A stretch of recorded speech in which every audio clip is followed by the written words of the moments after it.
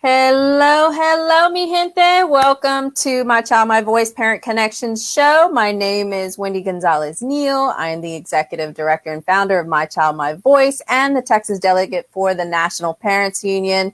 Thank you for joining us today, which is powered by the National Parents Union. Last week, we discussed about, the state of Texas during, the back to school session. We are now going to talk about school boards, especially the one here in Houston Independent School District, and what this exciting organization is doing about it. So I'm really excited to introduce you to my guest. I can't talk today. And just to kind of pre-warn everybody, I got a storm brewing over here in Houston. I have my dog that's literally sitting on my lap. So if you see him pop up, that's my little Yoda, just a little scared of a little bit of thunder here. I had the privilege to work alongside my next guest, Dr. Jasmine Jenkins, who is executive director of Houstonians for Great Public Schools. And let's bring her on. Welcome, Jasmine. Thank you so much. It's great to be with you. It's great for you to be here. I'm so excited to see you again. I'm so excited to talk about our topic. This is one of the topics I love to talk about, which is school boards. Awesome. Now, as I mentioned, I've had the privilege to work alongside with you when it comes to putting our kids first. But tell us, for those that don't know you, can you tell us a little bit about yourself? Absolutely. So I am originally from Western Pennsylvania and born and raised, went to college in Baltimore. And then when I graduated, got to Texas as soon as I can, as they say, and did Teach for America. So I was a Teach for America teacher in Alief ISD, which is in Southwest Houston, still in the city of Houston, but in one of the other independent school districts here. I taught bilingual fourth grade and absolutely loved it, loved my students, certainly recognized a lot of the challenges that exist in public education, and really decided that one of the ways that I could contribute to solving a lot of the issues that exist in this system was by really equipping myself with more knowledge, skills, and mindsets. And so I went to graduate school at the University of Houston and pursued my master's and PhD in public policy with a focus on education policy and school governance. And so I spent several years in graduate school and I finished, and I knew that I didn't want to go into academia directly, but that I wanted to do a lot of on-the-ground work. And so I was part of the founding regional strategy team for One Houston, that's the organizing network for education. We were a group that brought together parents, teachers, and some students to talk about specific issues. We focused mainly on the school to prison pipeline and problems with systemic bias and racism in school discipline practices. And through that, I actually ended up running, and I also have a puppy, and I knew this was going to happen. As soon as I start talking, he's got something to do. And through that, I actually ended up running for State Board of Education. Mm-hmm. I lost in a runoff. However, running for office, and I tell people this often, running for office is a lot like a public job interview. So lots of people get to see who you are, what you know, what you can do, how you handle pressure. And so after that, I was approached by a group of community leaders, clergy members, parents who were really interested in starting an organization that focused on local school board issues. And Houston GPS, Houstonians for Great Public Schools, was born out of that. We are a 501c4 organization, which is a nonprofit, but unlike most charities that people might be familiar with, like churches or the United Way, we can endorse in political races. So that's what the 501c4 means. So mm-hmm. That means that part of our work is to find really good people to run for office who are focused on improving public school for kids. And then we endorse them during school board elections. And right now, as you mentioned, we're in a school board election year. here in Houston ISD. So things are kind of busy for me right now. But in addition to our work with people who run for and are elected to school board, we help educate parents and community members about what school boards do, how they can advocate for issues, what issues they should take to the school board versus school administration, and when and how and where to vote.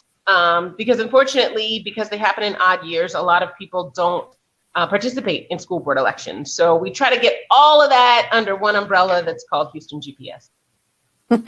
And that's where I know them as Houston GPS, shorter version of the nonprofit organization you mentioned.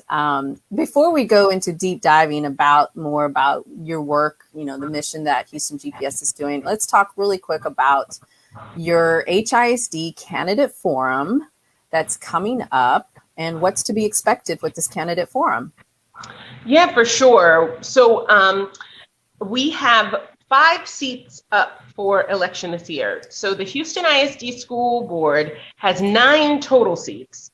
And the way that it works is they are elected for a 4-year term, but they have elections every 2 years with half the board in one year, and then 2 years later, the other half of the board. So in 2019, there were 4 seats up, and then in 2021, the other 5 seats are up. And I'll talk a little bit about like the geography of the city in terms of where those seats are a little bit later.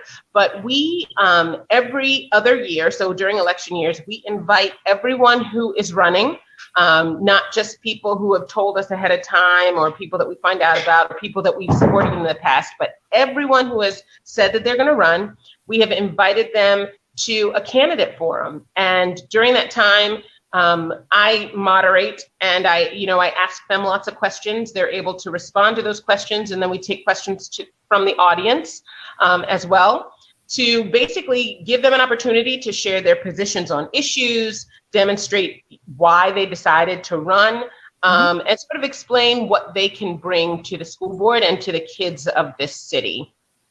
So our forum, as you mentioned, is coming up next week. It's on Thursday, August 26th. It is an in-person virtual hybrid. And I know, Wendy, your parents are going to want to know sort of like, how does that work? Do I need to be there? Do I not need to be there? Do I need to bring my smartphone?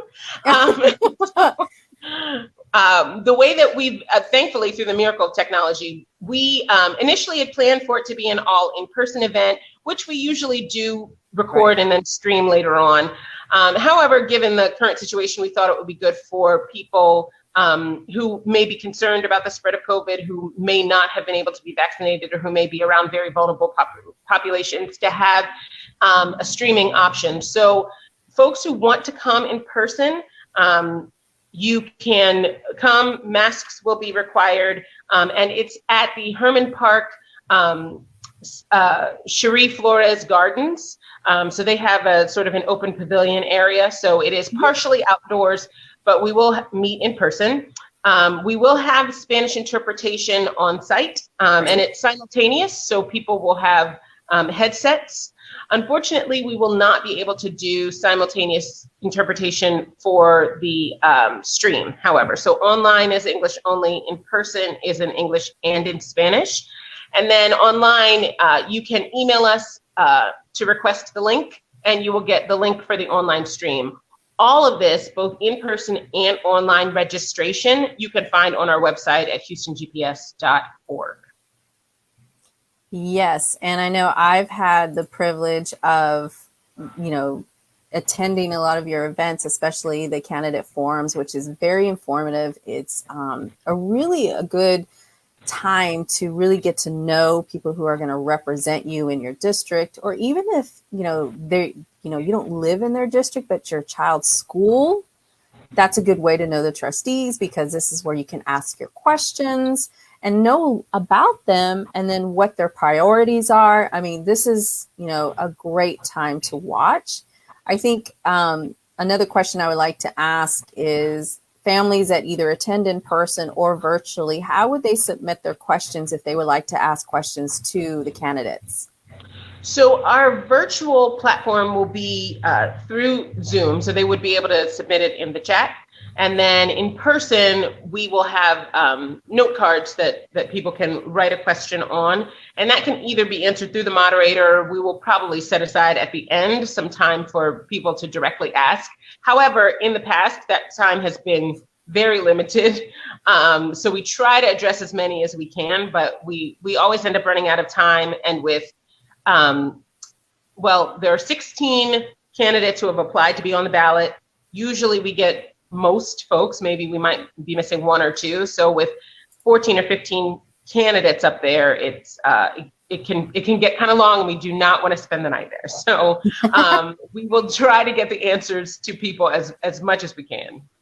Great, and that is good to know. So I hope everybody joins us next Thursday. My Child, My Voice on our Facebook page. We have advertised your event. So people who are interested, if you guys are interested in attending, whether you can be there in person or maybe you're out of state and you want to know what's going on with, Houston Independent School District, and there you can register at Houston GPS at their website, as well as find us on our Facebook group. If you know my page, you will also find that link so that you can register to this candidate forum.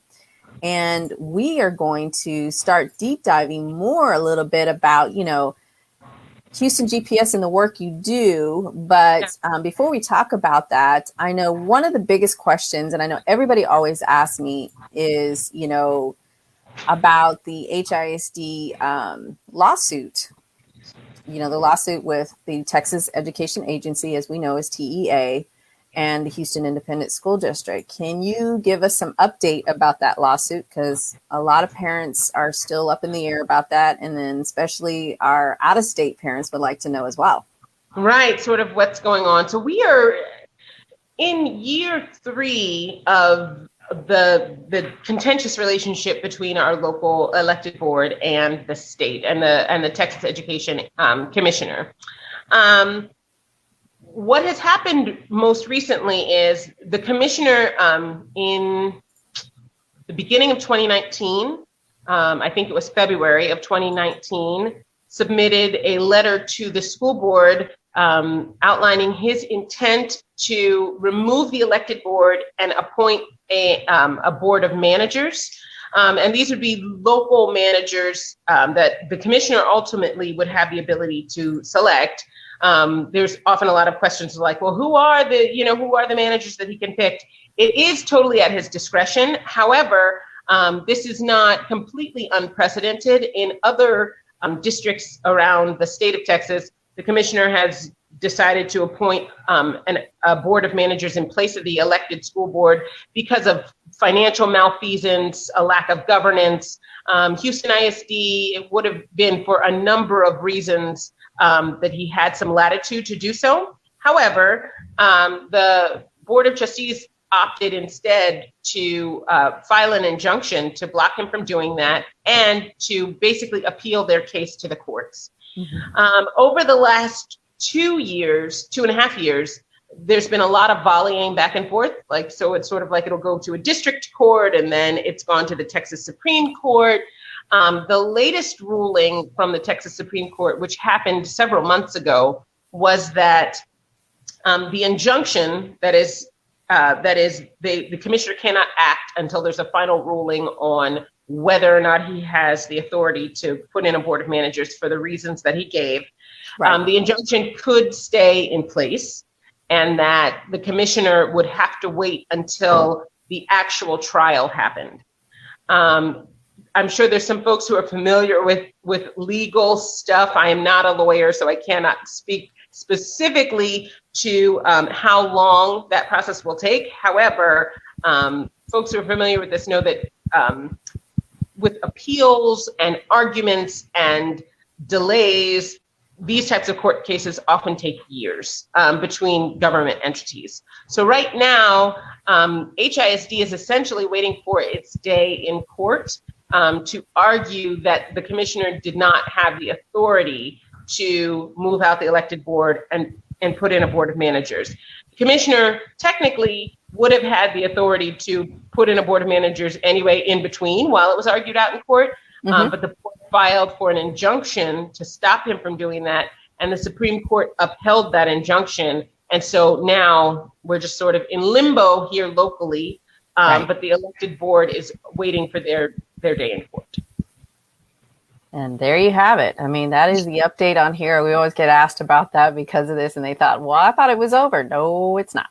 And like you said, it can take a long time. It can take a very long time. So I certainly in my work, recognizing that already we're several years into this, and who knows how much longer it will go on, recognize that like we're going through multiple elections now of people who are on the board who are still making decisions about what happens in public education here locally.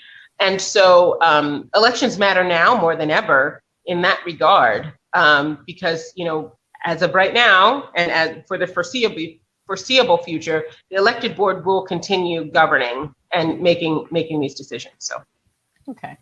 Well, everybody say hello to Yoda. Yoda's kind of like freaking out over my storm. So like the Houston storm. So like I said, you see him popping up. He's popping up. He wanted to put some input. Got it. Yeah, he wanted to show his face. I think it's, why do you think it's important for parents to understand how school boards function? That's a great question. I think there's a couple of answers to that. The first is in Texas, we, under normal circumstances and across the state, have elected school boards. And so this is the voice of the community at that level, right? Parents aren't necessarily going to get jobs working for a superintendent or working in a school. Like, obviously there are teachers and administrators who have kids who are in the schools, but the vast majority of parents across the district do not have a say in how school districts are run. And the school board is, in fact, the way that their voice gets heard in public independent school districts. And so being involved in that process, voting in the elections, holding your trustees accountable is your way to ensure that your values and desires for your child's education and for the future of your community are represented at that level.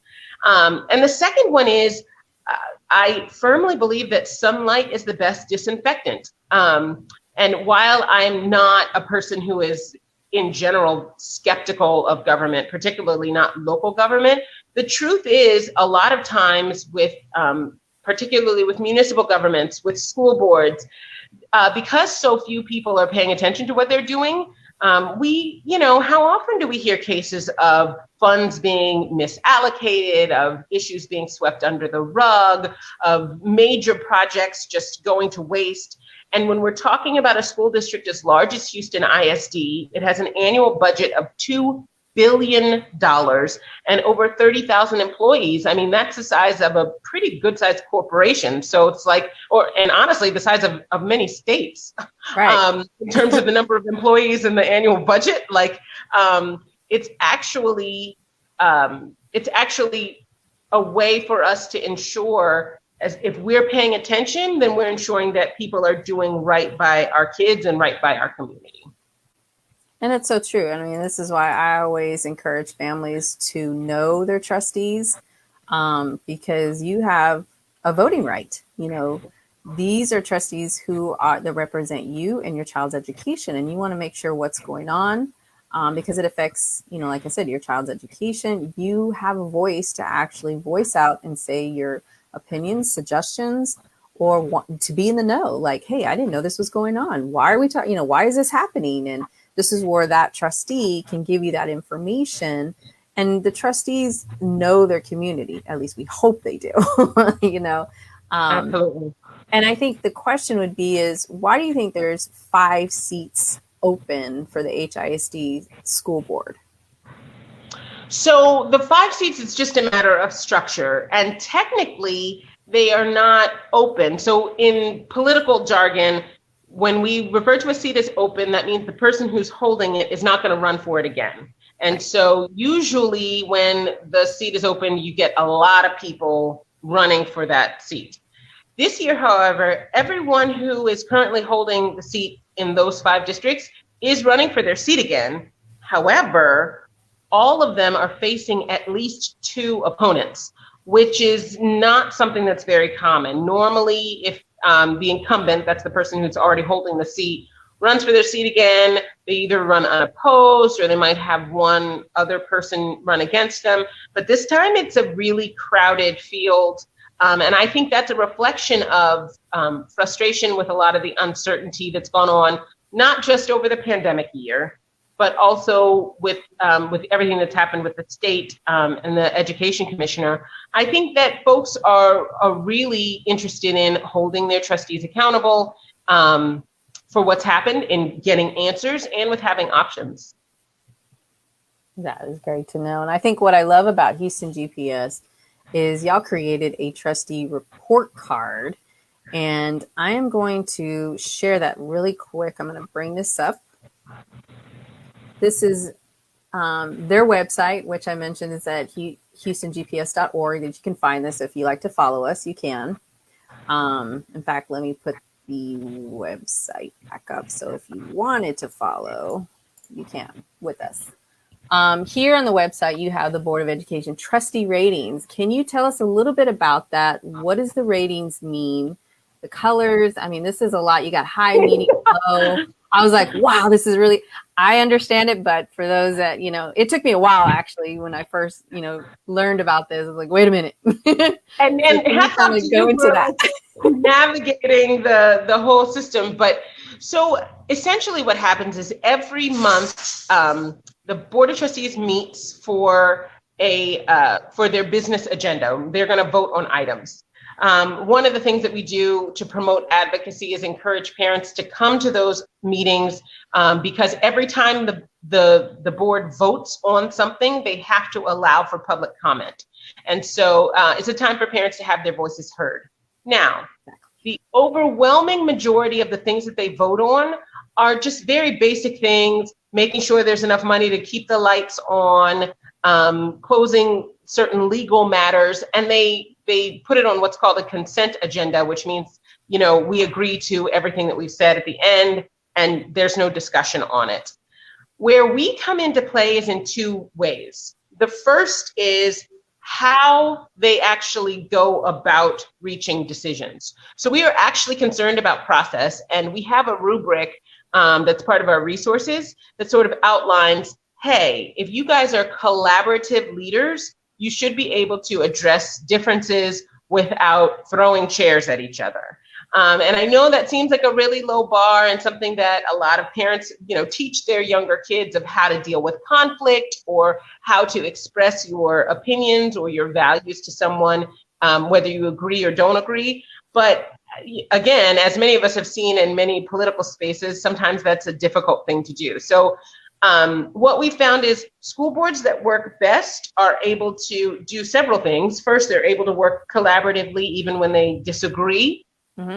And they use data to drive their decisions. And thirdly, they keep it about the kids. They spend most of their time talking about students, talking about student outcomes in order to reach shared goals through their vision. So part of what we grade has to do with the process. Were they able to work together collaboratively? Were they keeping things focused on the kids? Were they using data to drive their decisions? And then part of what we do is talk about whether or not specific votes on certain things are in the best interest of kids in the school district. And so we do weigh in on some of the policy votes that they take. I can think of several, one being District of Innovation, which I know is something that you follow, Wendy. District of Innovation is a designation that the state of Texas allows local school districts to take on. And when they accept that designation, not only are they given a little bit more leeway in terms of when their school calendar can start and stop, right, what the school days will look like, they also have access to some state funds to try new and different things in their schools. And Houston ISD is one of the very few, it's not one of the only, there are 2 or 3 others, but one of very few districts in the region, in all of Harris County, that has not sought this status yet. And last year, they did have the opportunity to pursue the status. The interim superintendent at the time asked the board to create a committee in order to pursue the District of Innovation status. And we weighed in on that and said that's a good idea, particularly given the learning loss that's happened because of COVID. Just being given the option to start the school year early or to change the calendar in some way, to pursue innovative practices. We felt like that's going to be better than just leaving things at the status quo. And the board actually did support pursuing that pathway. But unfortunately, there is again, a lot of behind the scenes stuff and why we bring transparency into play. There is an unelected district advisory council that needed to sign off on it. And it was pretty much, run by a lot of activists in the district who did not want to pursue District of Innovation status. Mm-hmm. That district advisory council ended up really representing only sort of like a smaller portion of the broader HISD community, and they shut it down. And so in order to actually pursue District of Innovation status, two things would need to happen. First, the board would have to once again vote to create a committee to put it together. And then two, the trustees would need to appoint people to this committee. It is my hope that they do pursue that, because again, it's something that needs to happen, and it puts us more on par with other places in the district. But then secondly, that we pay a lot of attention to who they're appointing to this committee, to ensure that, if we want to put this together, that it's actually going to happen. That's very true. I mean, I know Texas in general, the Texas schools, but a lot of Houston schools actually took advantage of that district innovation. And what I loved about it is when it was first introduced, they did a lot of community meetings to hear from the community saying what their plan is. And that's the reason why I follow that, because you want to know what's going on. What are they doing? How are they going to do it? How are they going to, hold this accountable on how they're doing it, what they're doing? Those are the things you want to know. And that's why it's important to get involved when it comes to your school board, because when they have these type of meetings, you want to be in the know. And that was exactly. So that's an example of the type of vote that we would weigh in on. And so under each of our core values, stewardship, equity, collaboration, leadership. Where can we find? I know you have that rubric. Is it your rubric right here? It should be. Well, hold on. Is it? I don't have the website up, so I'm like looking at the little tiny screen. I know. I was like, I can't remember where it's. Previous report cards. The rubric should be under resources. Resources. I forgot. Oh. Our work resources. Yep. It's been a while since I've been on here. Fair enough. And we recently reformatted. Yeah, this was like, wait a minute, it looks different. So I was like, I got to find this again. Wait a second. This is agency research, 7 signs of affected school boards. They do have a. Do you remember where it's under? I know, right? Now I'm just like, did you find it? Let me see. It says read about it, but is it going to show the rubric? There it is. Okay, good. I know this rubric by heart, and I love it. I'm just saying. I was just about to say, and then of course you found it before I did. Okay, so on our rubric, as you can see, going across horizontally, you've got our 5 core values, and then we have what are the things that trustees should be doing and saying if they were demonstrating a high level of impact, if they were demonstrating a high level of collaboration, if they were demonstrating a high level of equity. And then same with medium and low. And then that's also reflected in the policies that they are selecting. So for example, trustees who supported the District of Innovation, and which again was the majority of them, although that wasn't then reflected in the committee that they created, but would demonstrate a high level of impact because they are actually trying to pursue something that directly affects students and how students are going to perform. Obviously, more time in the classroom, different data-centered approaches are better for kids. And so they're demonstrating a high level of impact by supporting a policy like that. And we have somebody that is making a statement here that we need to be watching the data so we know where to focus. Very true. Very true. Very true. And that's the reason why I love this rubric, because when I first learned about you guys and I heard about this, I'm like, wait a minute, you do a rubric? And then you do the rating? How can I take this with me when I meet with one of the trustees or all the trustees, And right.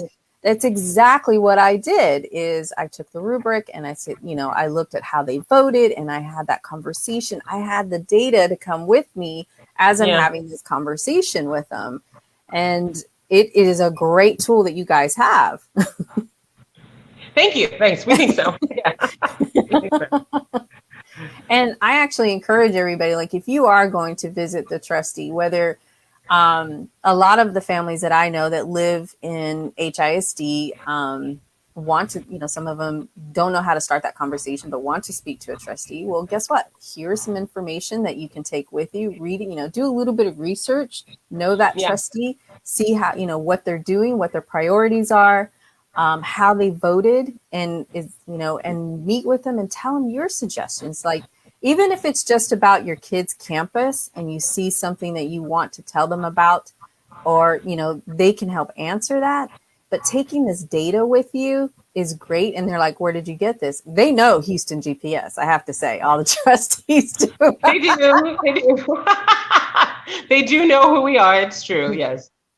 So I have to say that it's a great tool to take with you and then read about it. So I guess, Jasmine, if a parent does have more questions about your rubric, can they contact you guys, or, or is this even translated in Spanish for those that would like to read it in Spanish? So the answer to that is yes and yes. So we have a Spanish version of the rubric that I'm trying to think of where it is. Please don't quote me on this. So a better thing to say is email info@houstongps.org for any questions. That way it goes to our main line, and our policy person is also the person who mans that email, because most of the questions that we get are about nuts and bolts, about the website, or about policy issues. And she is, the guru on all things rubric and on all things logistical as well. And so people who have questions can absolutely email us, and we get back to them right away. Our rubric is downloadable and printable. So, we're happy to share as well. Great. I'm about to, let me put you said info@houstongps.org? That's it. There you go, guys. I'm going to put this on here so that you guys can see if you have questions and you want to, si se necesita en español, se puede contar, Houston GPS. So you can contact them and then they can help you with that. Whether you speak English, Spanish, they will help you do that. I know I've downloaded it and it has helped me. This is free and it's a great tool to download.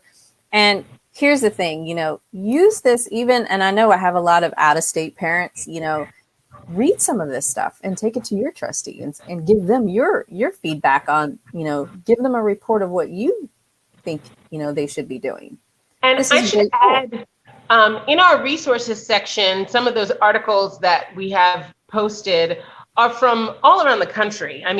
We didn't just form these core values or the actions that we would see to reflect them out of thin air. Like it's based on research that has happened nationally. So Wendy, you're exactly right on in terms of a lot of these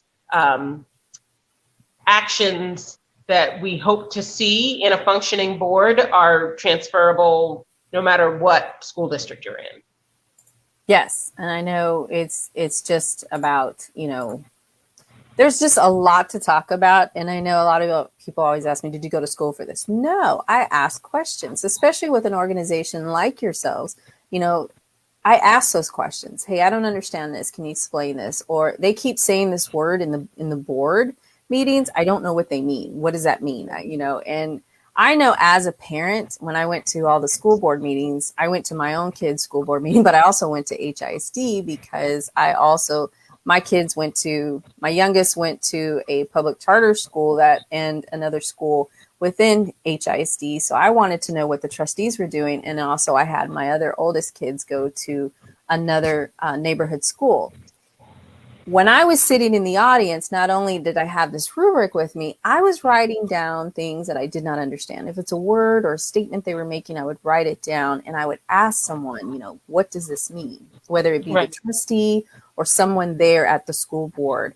And that's how I kind of made up my own, what I call school board glossary, because a lot of times they say, words or statements that we don't understand as an everyday parent.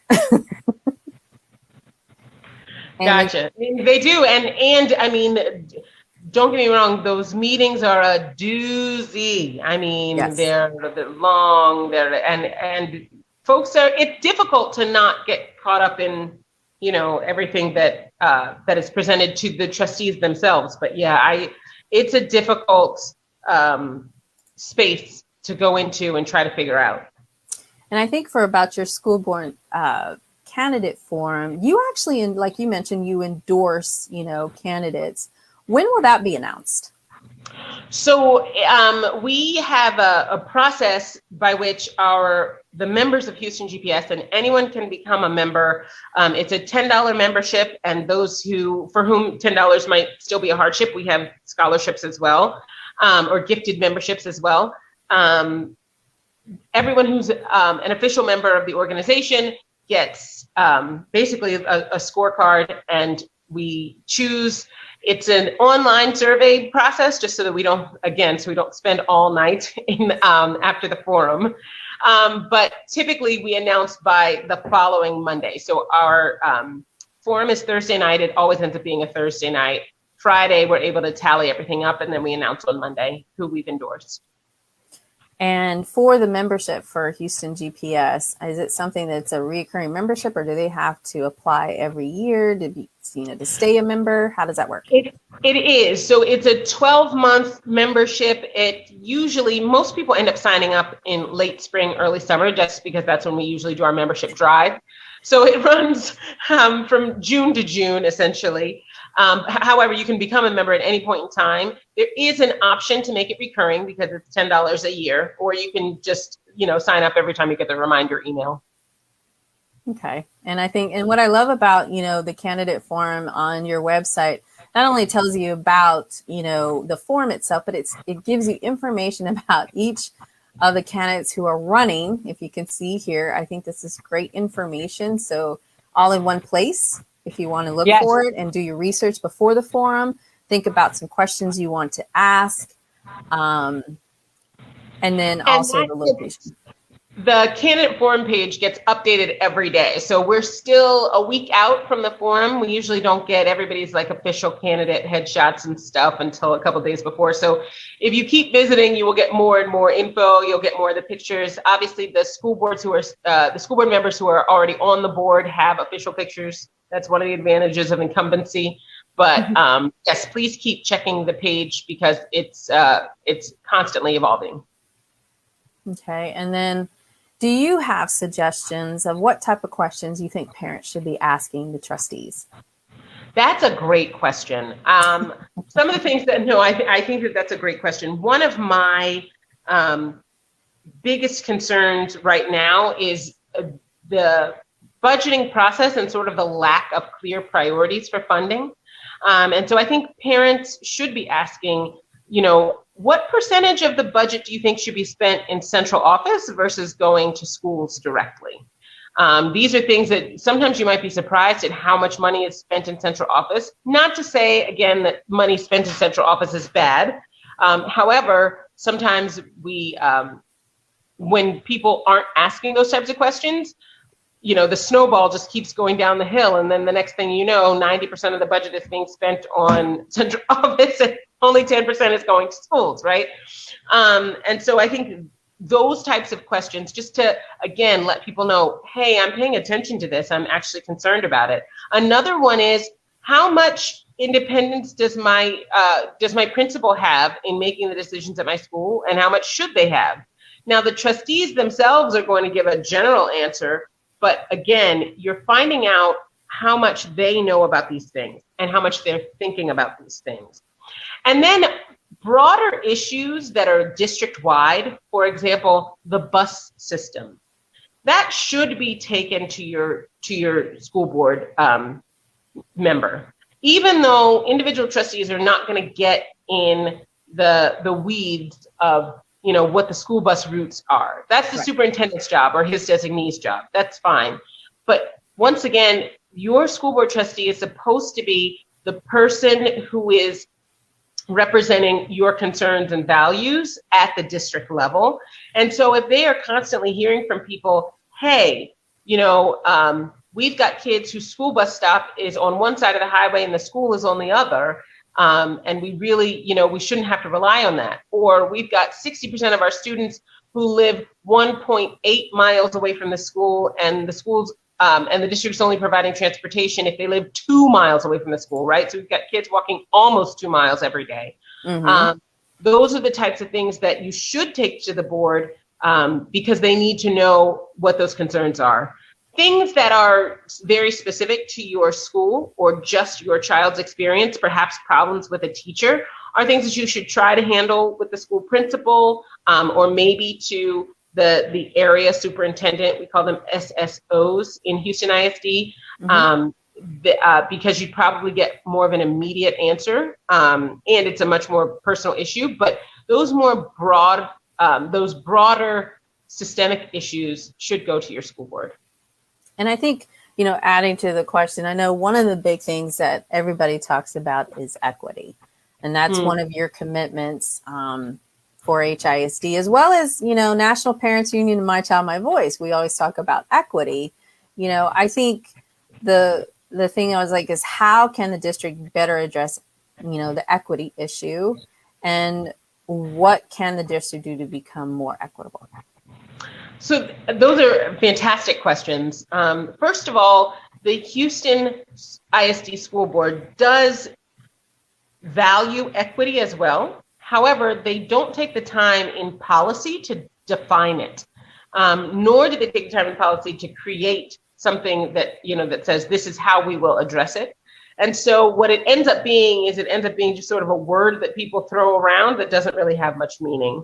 And in some of our work, we've written about equity. More of our work deals with like, can they start the process by, first of all, creating an equity policy that says, we know we're doing the right thing if we are doing these things, right? It outlines, hey, we actually need to make a definition for the word. Hey, we actually need to make sure that we're being specific about the populations that we're not serving right now and how we can better serve them. Hey, we need to leave the door open for other populations that might slip through the cracks in the future if we aren't paying close attention. Mm-hmm. And then secondly, I think constantly keeping an eye on data and knowing exactly where the greatest needs are is paramount. Again, a lot of times, elected officials especially throw around words like equity, throw around words like justice without a real plan or an understanding of what is working and what isn't. So it is possible, it's very easy to say, our school needs to get 75% of the school's budget because, we've got a difficult population. That's the only equitable thing to do. Well, do we have any data or information on whether or not more money is actually needed, or do we actually need better teachers, or do we have any data on how the money should be spent? And so we really need to make sure that we are looking at, what the data tells us about where the need is and how to best use our resources to meet the needs that are there. So how does a parent find that data? Would be my question, whether, in a school district, how would they find that data? So in terms of how well students are served based on their outcomes, and not just test scores, but also disciplinary outcomes and differences based on demographics, special education, et cetera. The Texas Education Agency website does put out basically a report card on every school across the country. So there's a whole system for that. Obviously, the last 2 years have been a little bit different because of exactly, because of the pandemic. But those resources exist as well. And then at the school district level, you can get a high level overview of demographics for every school that's in your school district as well, both at the state website and in Houston ISD. So those are some of the pieces of information. And then in terms of like, how do we find out what some best practices are? I mean, that's stuff that we're researching all the time as well. There are a lot of really good resources out there that have news articles that are a little bit more novice friendly. Places like the74.com that have articles about different innovations that people are using and things like that. So those are places to read up. And then also things like the Center for Education Reform. There are just a lot of places that talk about, hey, here are some innovative practices that have been done. Here are some things that have been tried, and here are the results that were found. So that's really good to follow that data and get that information. I know I look a lot at TEA's website to see about how, the campus is doing, the district is doing in general, both ways. And so it's good to like do your research. It's like, well, parents, do you a little bit of homework. And I know they hate hearing homework, yes, you got to do a little bit of homework so you can have those conversations with the trustees or even know what questions to ask them during like a town hall or a candidate forum like the one that you're hosting. So it's good to be prepared and have those questions. And I guess one question is, I know I always get asked when it comes to, policy, school policies, how hard is it to either add a policy and change a policy within a school district? It's actually, well, it depends on what the definition of hard would be. Process-wise, it's actually pretty easy. A policy comes out of an ad hoc committee or is suggested by 3 trustees, and it needs to get voted on at one business meeting, and then it needs to get voted on again at another business meeting. So that's why you see some resolutions. Resolutions is just basically sort of like it's like a policy that doesn't have any teeth, right? So sometimes resolutions like declaring a certain special day in HISD. Very recently, the Houston ISD board actually passed a resolution supporting the superintendent's mask mandate. Technically, that was an action that the superintendent could take on his own, but the board wanted to show that they were supporting him, so they passed that resolution. So those sorts of things can happen very quickly. Now, policies that may be more controversial, that require a lot more background, that the board wants to spend more time on, can be difficult to pass, first of all, because they need to pass at 2 different meetings, so it's at least 2 months. But then also because, if one person has a lot of questions or wants more background, I mean, they can volley back and forth. If it's particularly contentious, they could spend a lot of time deliberating. So they could be very easy, they could be very hard. The process doesn't require a lot, but actually getting it to happen, it just depends. And so if a parent decides, an everyday parent like me, says, you know what, I want to see this policy change, I got a petition. How would a parent do that? How would they present that to the board so that hopefully it can either change or be amended? So the more legwork you as the parent do, not to say that parents have a ton of extra time just sort of lying around, but the more legwork that you as a parent do, the better traction you will probably have. And so let me say 3 things. The first is the more legwork you bring to the table. So if you've already done your homework, as you said, and you have an idea, take a look at policies that already exist. There's a whole database of them. And then try to structure your idea in the terms of how policy is written and give your justification for it. So that's the first thing. Secondly, you'll lobby directly with trustees. And yes, you'll probably get the most response from your own, but you can talk to any of the school board trustees. don't take your policy suggestion to a principal. Even if the principal, tends to agree with you or it's something that the principal would support, that's fine. But the most leverage you're going to have is as a voter, as a constituent with your trustee and the other trustees as well. So you want to actually push for those conversations. And direct conversations is always the best way to go. Sometimes you won't get a response. And if you don't, then you start lobbying publicly. So that's when you can contact the media. That's when you can show up at school board meetings.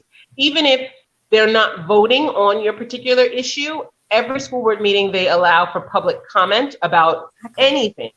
And so you can pull together people. And that's probably the last thing. So I said 3, so this will be 3B, which is there's always a better chance of gaining traction if you have more people with you. So in your sort of legwork and your homework, you need to rally troops to join with you. And then, like I said, meet with your board trustee or come speak at the board meeting. Exactly. Those are the things that I actually suggest to parents. If you have an idea, talk about it. And if you have, support with other families within the campus or within, the district itself, do your homework, bring that information. First, talk to your trustees and then bring it to the school board. The thing that I always say too, you mentioned one great point is at a school board, you are able to go and speak in front of the school board. A lot of them will have policies in place where you have to register prior to so that you can speak at the public hearing at the time that they do that, especially if you want to talk on a specific agenda item. So remember that piece as well. School boards, now I know each state is different. They do have to announce when the next meeting is and their agenda item prior to the meeting. Yes. How many days is that they have to post that? 72 hours. 72 hours. Yeah. 3 days, but like 3 full days. So there you go.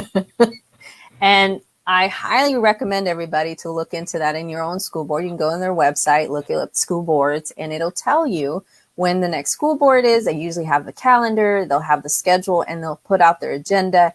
And if it's something that you are working on and it's something under agenda item, you can specifically talk about that or bring it in the public hearing towards the end of the school board meeting. Jasmine, I like to know, do you have any type of newsletter or alerts that parents can sign up for if they want to hear more about your work, knowing more about what's going on or issues, events? How would they go about doing that? Absolutely. So on the homepage of our website at the very bottom, it gives you the option to become a member and then also to sign up for our newsletter, which is called the GPS Navigator. So we put out the Navigator twice a month, once 3 days before the school board meeting and then once a week after with the report cards. So if you sign up for our newsletter, you will definitely stay up to date on events. We also do post-meeting debriefs the morning after the school board public meeting. So you'll be able to get the link to that. More information about becoming a Houston GPS member. And then again, our newsletter gives the agenda ahead of time and then also a debrief of the meeting afterwards. And if they have questions for you, how do they get a hold of you? info@houstongps.org. There you go, everybody. That is Houston GPS. Jasmine, thank you so much for educating us and telling us what's going on in HISD. And the work that you're doing is just amazing. And free tools that we can use as parents, whether we're in HISD or not. These are great tools to follow. And also to find out what's going on in the district, because HISD is the largest school district in the state of Texas. And it's good to know what's going on with them, even though your child may not. I know a lot of, parents, they may not be constituents, but their child's school is, and they need to be in the know. Yeah, for sure. We are, trust me, it's first of all, it's a lot. It's a big school district, but unfortunately, so few people know what the inner workings are of school boards. And so it's great, the work that you're doing, Wendy, and I appreciate you bringing me on to talk about what I do, but certainly keeping parents informed because that's ultimately going to be a benefit for our kids and for our communities. And I'm going to bring this back up for the school board candidate forum. You can go to actually Houston GPS. You can go to their website and register for the event, or actually they actually have a Facebook page as well. Right. And as well as on My Child, My Voice, I have advertised that. So you can go to the link if you want to RSVP. My Child, My Voice will be there at the candidate forum. So I hope everybody will have a chance to join us and hear about all the different trustees that are running. Know them, ask your questions. I hope everybody comes and attend to that. And again, Jasmine, thank you so much for coming. I have a few announcements if you want to stay on with me, because I know this is going to some hot topics that I need to bring up about Texas. Fair enough. Fair enough. The announcement today, I think it was a big shocker today, was that our own Texas Governor Abbott was tested positive for COVID-19. He is fully vaccinated, but he's not experiencing any symptoms according to his announcement. But it's interesting to know that, at least he's vaccinated. And the Texas First Lady had tested negative. So just to let everybody know, I know this was just announced today. In regards to that, many Texas cities are filing a suit against Governor Abbott to defend their implement mask mandate. The city of El Paso just announced that they will be joining other Texas cities rebelling against the governor's executive order. And then this affects schools, because schools are actually putting in mask mandate policies. So keep out for that. I know HISD is one of them that has put that policy in. So make sure you understand what those policies are, and so that you know what you should be doing and not be doing and how to do it. When it comes to COVID, a lot of them are still doing it. And some, just because they don't put the mask mandate, they are, recommending, students and staff to wear masks if you're not vaccinated. As well as Judge Hidalgo announced today, if you receive your first shot at Harris County Public Health vaccination sites, you will receive $100 with no strings attached. That is interesting, right? I was like, wait a second, is that retroactive? Can they mail that? I know, right? It's like, wait a minute, because she was advertising it on Twitter today. I was like, okay, they have 10 sites, in Harris County. They're even saying if you need a ride, you can get a ride there, and you'll still get your $100. And if you want to skip the line, they say you can pre-register, to be vaccinated, to go. If you want to know more about that, go to readyharris.org or call 832-927-8787. I'll have all this information in the comment field if anybody's interested. And speaking of vaccination, our own Mayor Turner has launched a Super Saturday Vaccination Day that is for the month of August. So we have 2 Saturdays left, this Saturday and next Saturday. That they will be across Houston, be doing all of the vaccinations. So if your child is old enough, or if you like to get vaccinated, you can go to the health department's website as well and find out about that. They are also giving a $25 gift card to be provided who completes the vaccination series. So that's a little bit different. Within 42 days of their first dose. So what Judge Hidalgo is doing is, I'm giving you the $100 at first, but for the mayor's vaccination Saturday, they know it takes 2 doses. So they're saying you'll get that after your second dose. And I know a lot of school districts are participating in it, like Aldine, Ailey, Crosby, Cy-Fair, HISD, Galena Park, Huffman, Katy, Pasadena, and Spring. That's just to name a few. But I will have that information in our comments field so everybody can see that. And I also want to remind everybody that in Texas, we have what we call the Supplemental Special Education Services, SSES. The deadline for that has been extended to September 30th. And this is where families can get up to $1,500 on an online account for certain student services. That's if your child is enrolled in a Texas public school from 2019 to 2020 and currently 20 to 21, who have what we call an IEP, Individual Education Program. These funds, like I said, either caregivers or parents can use this to purchase certain educational resources, supplies, services. I mean, I think it's a great opportunity for families. As I mentioned, the deadline to apply for that is September 30th of this year. Take advantage of that. It would be very helpful, especially if your child has challenges, and that's what that is. I wanted to remind everybody about that.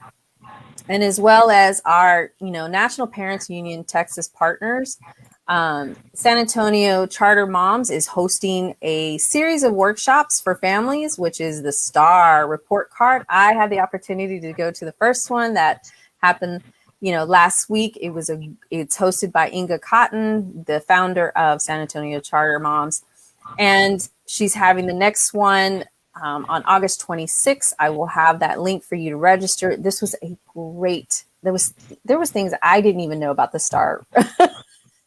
It was a great opportunity to learn this. I will put this in there, as well as Children at Risk is hosting a virtual event. The San Antonio Charter Mom is a virtual event thing too. I forgot to mention that. Their Children at Risk is hosting a virtual event called the Resegregation of American Schools, Economics of Inequity on August 18th, which is tomorrow. We hope that you take advantage of that and, register that, get to find out what, these are experts and advocates that are discussing the economics behind inequities and explore innovative ways schools can better reflect increased diversity student loss. I mean, so that's a good one to actually know. And one thing I would like to mention in the National Parents Union, as a parent, I know we need to get back into the groove. Our kids are back in school. We've got to get organized. Check out the National Parent Organized to Get Organized webinar. It is on our National Parents Union Facebook page. It's a great way to find tools and tips to get organized. Even if you're not just doing an event, to get organized as a parent, this is a great tool. Watch it. I know I learned something new. Check it out. And if you are interested in becoming part of the National Parents Union, go to our website at nationalparentsunion.org. We have a lot of tools and resources for families, all free. If you're wanting information, if you have questions, especially if you live in Texas, I am the Texas Delegate. You can reach out to me at wendy@mpunion.org. I'm happy to answer any of the questions and tools and resources that we have on our website. And as well as we are currently looking for delegates all around our nation. If you're interested in being part of the MPU family, and you want information about that, reach out to us. You can reach out to me and I will connect you and give you the information, or you can go to info@mpunion.org and submit your resume if you're interested in becoming a delegate. And as well as we encourage everybody to join our National Parents Union Texas Facebook page group. This is where all this information that I'm telling you right now, whether it be Houston GPS events, any events that I feel that this is really good for families to know, to be in the know, you will find it on our Facebook page. We encourage you to become a member at this group. And then also we have discussions talking about topics and information. So we hope that you join us on there. Whew, that was a lot. Thank you, everybody, for joining us. Y'all have a great night and check us out next week for the next Parent Connection. Thank you, Jasmine, for joining us. Thank you. Thanks for having me.